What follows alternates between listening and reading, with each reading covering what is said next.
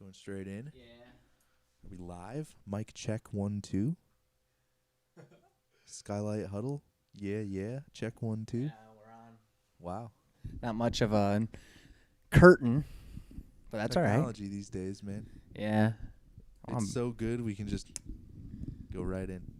Let's see if I can get this set in a place that's comfy. I kind of like bringing it like this. I just wish it wasn't so high up. Oh well. It's like my blind spot to my left. I'm seeing all. It is one of those things. I don't know who makes them. I haven't looked into it at any depth yet, but I don't know if we're cool with shouting out other shit on here, but I watch. Do whatever you want. I watch a couple of other podcasts that, like, for example, one of them is Two Bears, One Cave, which is Bert Kreischer and Tom Segura's podcast, right? And the boom arms they've got are like they're constructed in a way where they don't articulate like these, like they're not relying on like a 2-bar balance system and a spring. It's like some kind of a bushing with like arms that are more, I think they're more like tubular, because I think you can hide the cable in them and everything else. But the point I'm getting at with this is they seem to be incredibly solid and they're just thin. You know what I mean? They just kind of stay wherever you put them, and you can kind of jerk them around and do whatever with them. And they don't seem to be noisy. They don't make like rumbling noise on the mic or anything like that. And I feel like I was watching someone's podcast at one point. It might actually have been just like Tom and what is it? Your mom's house? Yeah, Christina P. Christina and Tom's thing. Okay, so I remember someone came on their podcast because they have like the nicer booms on there too, and someone commented on it being like, "Oh, these are super, super nice." And Tom made like an offhanded joke about like, "Oh, they better be for how much fucking money they cost," kind of thing, and it just got me realizing like, you know, the difference in price is probably like a 3 or 4x kind of thing, because I looked it up at one point. I don't remember what brand makes them or whatever, but the point is like I guess you pay for. Like, I would love at some point to be able to justify like one of those nice arms that's like, because these are noisy because of the spring and the 2 arms and all that. Yeah, they can be really, and also the thing I don't like is that low rumble they make with That's what I'm saying. You know, the metal the handling noise. I watch a streamer who has one of these arms, and every time he bumps it, it like, it's like a gong goes off. Yeah, you can hear the spring. Yeah. Well, what I always did with mine, you don't have any, I guess, but I've always taken like just a strip of like foam and just like weaved it like in between the springs and the arm. Yeah. So that way when it moves, the spring's like deadened. So yeah, of course. On your guitar. Yeah. It helps a little bit, but it's still nothing like just having a good one. But they're expensive. Like I said, they're like $300-400. Well, I do actually have some foam. Maybe I'll try that out. Yeah, see if it some helps a open little cell bit. foam. See if it works for you. But yeah, that's one of those things. Like some of those guys are, like I said, they're rough with it. They're jerking it around and moving it all over, and it's like I don't hear any of it. And a lot of people feel comfortable. Like that's how they. That's kind of like I wouldn't say it's necessarily a good thing. Like people are always moving their stuff around, but it. I don't think it's bad as long as they understand that, like, you know, if you say you have the nervous habit of moving it around. Yeah, if you're going to move it around, you better like know that, hey, the mic's important, bro. You need to like actually stay on it. Like, yeah. You know what I'm saying? Yeah. Because it starts to sound bad if people are just, you know, doing this kind of thing all the time. Well, how often do you hear on like someone's podcast, they're like, you got to go up to the mic, dude. Like, get up to the mic for me. Like, you can't, it's hard to mix. Some of that I think is more with people who haven't been on that kind of thing as much. Right. Like people don't have the experience. Yeah. You figure that out pretty quick, I feel like. You and I have done this long enough now where it's kind of intuitive, I think, more so. Like, you're not even wearing headphones. Not necessary. Today. Yeah. I like the sound of it, right? Like, if I was not lazy and wanted to pull them out of my backpack, I would have. But, like... I know, like we've done, like you said, we've done this enough. I know like where I need to be relative to the mic to get the right kind of sound. Right, I don't know what it sounds like exactly, but I'm sure it sounds fine. Oh yeah, you sound good. You know? And I also boosted up everything. I noticed. Well, I might be clipping now. I'm actually gonna have to pull it down. Hold on. You might be redlining a little bit. Just a little bit there. Where am I sitting now? Pretty good. Check. Hello. A little bit hot. I think the overall mix is pretty good. Yeah, I think it's just. that seems pretty good to me. Do I seem louder than you? I'm a little bit. I'm gonna actually come down just a little more.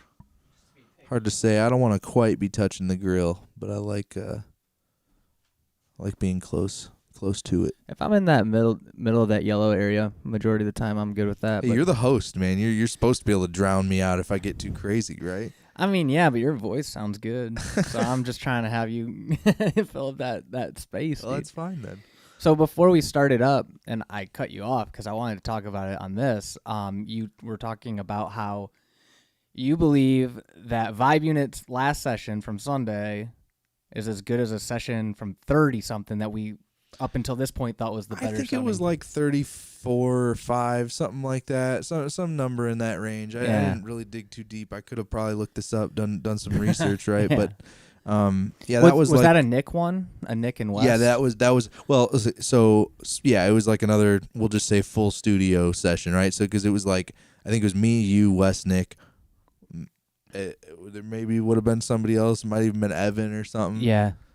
I don't know. But the point is, there was enough stuff going on in the mix that there was enough to fill everything up. Yeah. And just generally everything was leveled well, and it was just pleasant to listen to, I guess. Like, and I guess I'm probably more critical than most because, I do mix work. So when I hear, something that feels off, especially if it's something I recorded, it's just like all the alarm bells go off and it's like, come on, dude, like there's got to be a way to fix that, Right. I just can't really let go of it. But when none of those are really popping out at me, it's like, well, it's probably something that others will enjoy too, because I feel like it would bother me before the average person in general.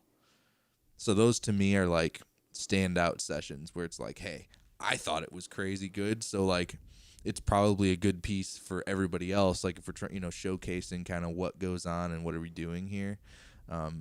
It's I don't know, what would you call it? It's a showpiece, I guess. That's cool. And that's how I felt about Sunday. Just listening to the audio, it was just like, wow, like this is kind of a showpiece in terms of like, it's also an interesting milestone, right? Because it's session 50, which is significant.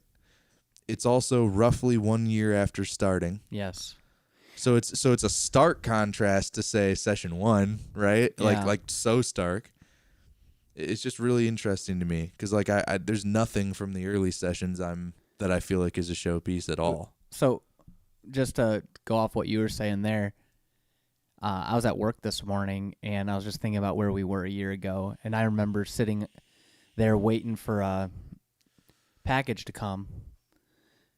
I had just bought that Alesis keyboard. It was about this time of year. I remember it was around Christmas time. And I asked you, I was like, wait, did I have that the whole time? The Alesis. And then I realized today, I was like, oh, okay, yeah, I did. Because I remember about this point, we were talking about, like you had told me a year ago, I have a mix board, but we're going to need your truck to move it. And it was at your parents' place, And we're like, all right. Well, I was like, okay, yeah, I got a truck. Let's get this thing moved. Yeah, we need a table and we need to get this board, and then maybe we could do something with it. And once we got that thing down there, that's when everything just started boom, boom, boom, boom, boom, falling into place. Bought that keyboard. You set up that Mac to be like an instrument, which led into some of the things we did over here throughout the year for the Skylight Huddle. That kind of became part of that. Which I just realized yesterday, which I guess I knew this, or I mean, obviously we did it on purpose, but that's that same Mac that we started session 1 as like an instrument is what's currently running like all the lower thirds and graphics and everything for the stream. They got relegated to Video World. Yeah. My point is it's still in the family and still kicking around work and getting stuff done. So yeah, so like that taught me like the Mac to Mac process of recording, where like you use one as an instrument recording into another just to get the pure audio without, resampling or whatever it is, taking the audio or rendering audio from MIDI or whatever it is. You do more real-time stuff and commit, and that's... Yeah, you record wet, basically. Yeah, so, like, I think it was about 3 months into Vibe Unit that I started wanting to do that, where it's just recording wet, and that's kind of like, now that we're at this point, I'm more committed to things, so it was timely. I just thinking back to all that. I like that we have this all documented, and I can kind of keep track of things. Yeah. The progression. Well, and like I said, it's Maybe less noticeable if you were to like just watch from week one and just watch, week after week, like in order. But man, the difference, even from, like I said, some of the early sessions where I feel like they were better than some of the first ones. It's like still even from those where I remember at the time having almost a similar conversation to this, saying, man, did you listen to Sunday, man? Oh boy, it sounded really good. Yeah. Because at that time I'm comparing it to like what we started with. And right. It's like, yeah, compared to that, like, damn, like, yeah, it sounds getting really somewhere. good. Yeah. And then, as time goes on, like I said, I'm saying the same thing, even about stuff we only did a couple weeks ago, going, yeah, like this is just like noticeably different and better. Yeah. And it's actually funny because I identified, I think, what the thing that really sold it sounding good is. And I knew it before, and I feel like I was going too easy on it. And that is the 2-bus compression. I really like went too far with it a little bit on Sunday. Like not really, but close. Like right on the line. Too far, but like just right. Yeah, we're like no matter what was going on, the mix was getting crushed down by like minimum like. Was that 1 feeding to into 2 our dBs. headphones too? Oh yeah. Yeah, okay. I figured. I knew something like that was happening because when we were rocking and I talked into the microphone, I was like, oh, okay, my voice is a little bit mixed in there a little better. You know what I mean? Yeah, so I'm saying like there's good glue, and then I'm almost, the compression that's on the vocal group is almost into like limiting territory. Okay. Like it's close. It's because I want to be able to have it almost stand in as room mics, but also be good for vocals. So I don't want it to be super pumpy for someone who's talking into it. Yeah. Or else it'll sound unnatural, but I really do want it to be like louder than everything else. Because, if you're calling for, hey, chorus, it's like, nobody hears that. That's a problem, So, and for the purpose of the stream too, like what we're doing is yes, some of it's expository in the sense that it's like, yeah, enjoy this song. But like, you're not just here to listen to the album mix. You're hearing what was going on in the room, which includes the communication between us and whatever's going on with that, including the little bits. Like I love when everyone's feeling it and somebody just kind of lets out a little bit of expression in some way, a little yell or a little shout or something because they're just feeling it. Like yo, ooh, I like that, and you're like, all right, I like that too. There's a moment there and you feel it more because you didn't just see them like feeling it, where you're like, they could just be moving the way they need to sell it. It's like, no, like that was a genuine moment. I felt like I was included in that. So those are kind of like giveaways that something like that is going on too. But some of the weeks where I felt like things were a little weak, I think were weeks where I really kind of had that compressor backed off and just not taking enough off the top to really just kind of glue everything together. Yeah. And it makes such a difference. And it's such a fine line too. It's like if no one's going to be there to turn it, turn the threshold back up, if things start to get out of control and levels turn out to be hotter than maybe they were in sound check or something, it's like, who's going to catch that? Yeah. So I'm usually very cautious with it, knowing that if I went over the line, it's definitely over the line and it's not going to get fixed probably until next week.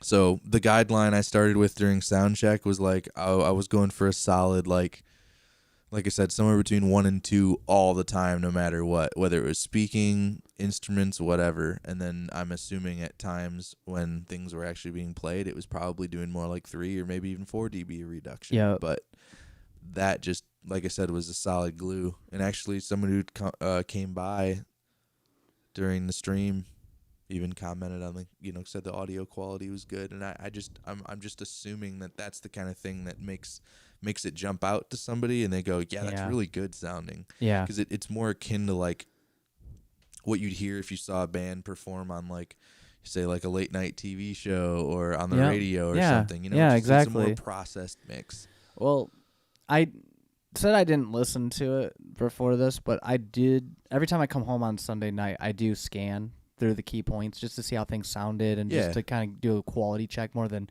not really listening to it, more so than just quality assurance. And I would agree that I think the mix sounded really good. I was listening for like how we sounded like when the music was playing in contrast to how we sound when we're just talking and hanging out and like, all that stuff. And I think everything sounds really good. And it's kind of comforting to know that that stuff's working at a level that doesn't need as much TLC all the time, and it's just kind of like, okay, we're getting our craft down to a point where I don't have to worry. I can focus on the music.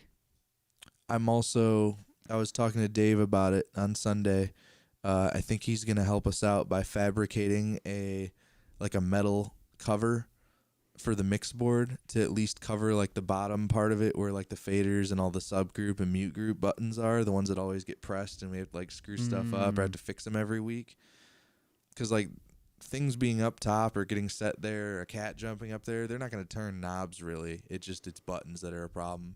So if all the buttons on the bottom are covered, the only real button there is left that could get pushed is like, I think the pre or post fader like aux button and the phantom power button. It's and less I don't believe likely, though. I don't believe we've ever had to fix either of those. It's always been the stuff in the channel strips. The cat deterrent. Yep.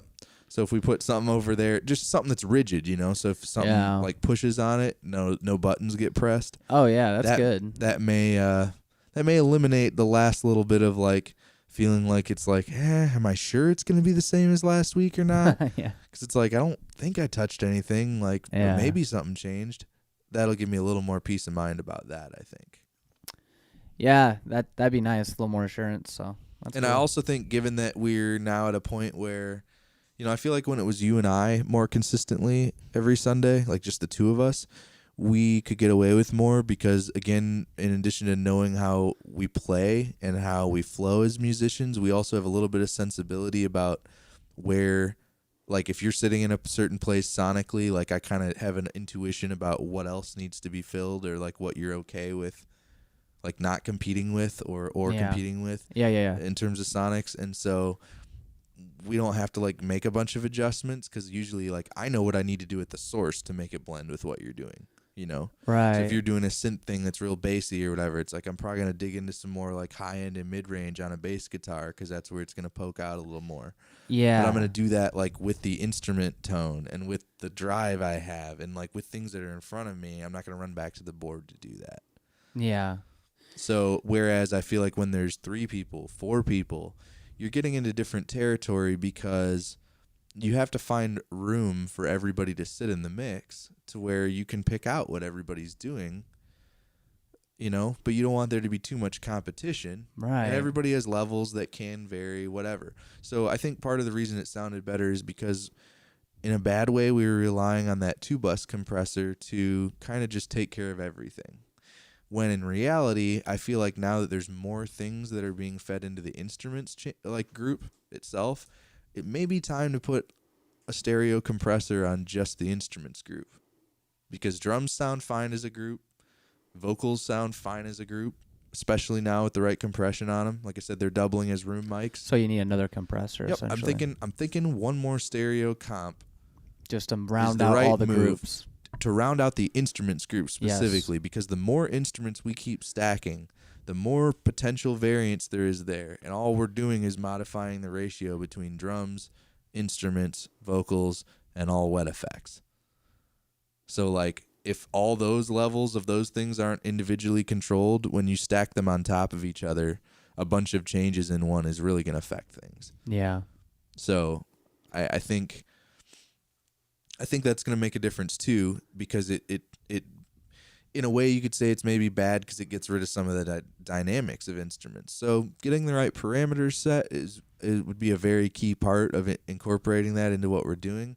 But I think it could lead to more inspired monitor mixes too, because you maybe wouldn't feel like you're fighting with the other musicians to hear what am I playing, because we don't have personalized mixes. Well, right that's now, something so. I wanted to bring up. And this is always a thing that you got to kind of navigate with more musicians. The thing I'm noticing is that this is just an inherent problem of adding people. There's a grace period of time where you're like, okay, we got to figure out like these new movements, right? These new people coming in and they're doing, because we've now added Zach. We had Taylor on, and we had never played with Taylor before. We've barely played with Zach.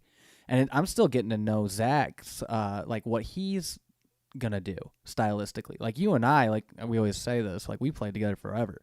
I can kind of intuitively know to some degree like what your tendencies are, what you like to hear, what you're gonna do.